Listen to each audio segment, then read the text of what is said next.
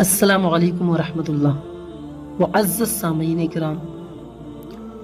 اس وقت جو ہر گھر میں سب سے بڑی پرابلم چل رہی ہے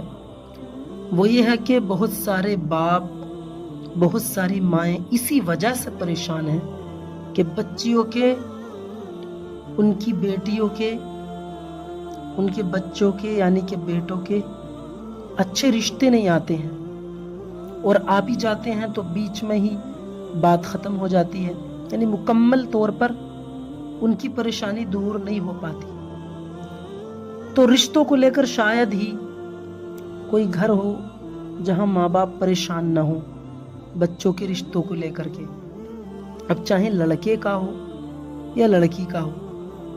سب کو رشتہ ملنے میں دقتیں آ رہی ہیں۔ تو اس ویڈیو میں اسی کی بات کی جائے گی،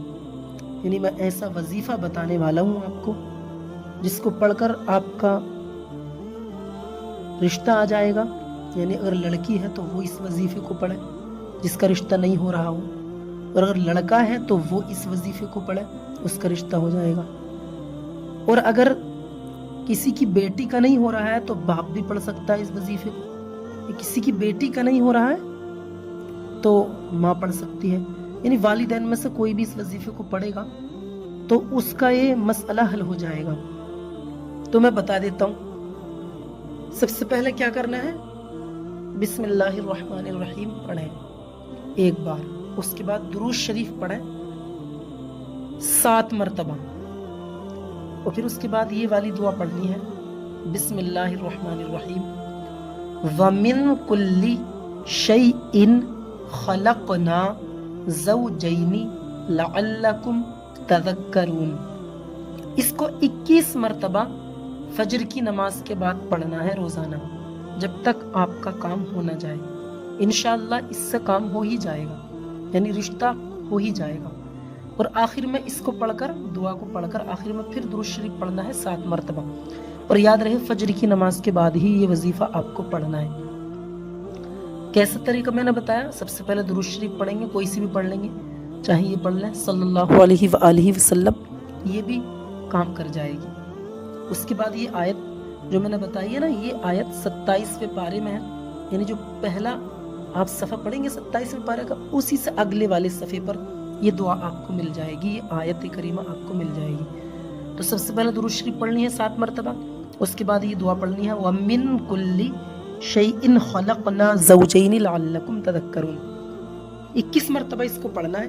پھر آخر میں پھر 7 مرتبہ درود شریف پڑھنا ہے۔ اور اس کے علاوہ ایک عمل اور ہے، ایک وظیفہ اور ہے، یہ اور بھی زیادہ آسان ہے، وہ یہ ہے کہ سب سے پہلے آپ کو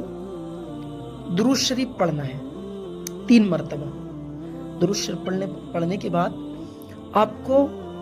سورہ اخلاص کی تلاوت کرنی ہے، فجر کی نماز کے بعد ہی پڑھا جائے گا یہ وظیفہ بھی۔ یہ سب سے پہلے 3 بار درود شریف پڑھیں، کوئی سی بھی جو یاد ہو آپ کے،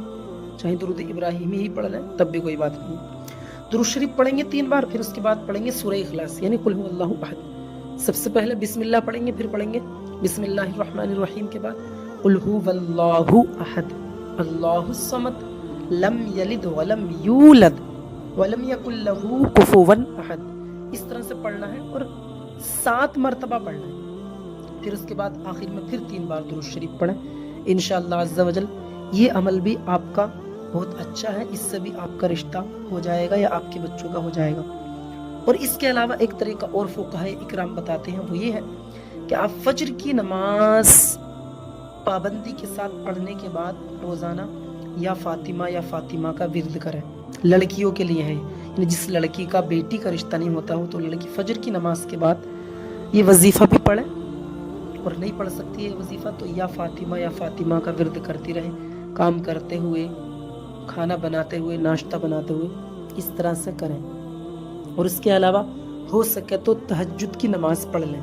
جن بیٹیوں کا رشتہ نہیں ہو رہا ہے وہ تہجد کی نماز پڑھیں، تہجد کی نماز پڑھ کے جو بھی دعا کی جاتی ہے اللہ قبول فرماتا ہے۔ بہرحال جو بھی رشتوں کو لے کر کے پریشان ہے نا، یہ عمل کریں، یہ آزمودہ عمل ہیں جو میں نے بتائے ہیں، بہت سے لوگوں نے اس کا بتایا کہ کام ہو گیا، تو آپ بھی پڑھیں، کریں اس کو، انشاءاللہ عز و جل آپ کی تمام مشکلیں آسان ہو جائیں گی۔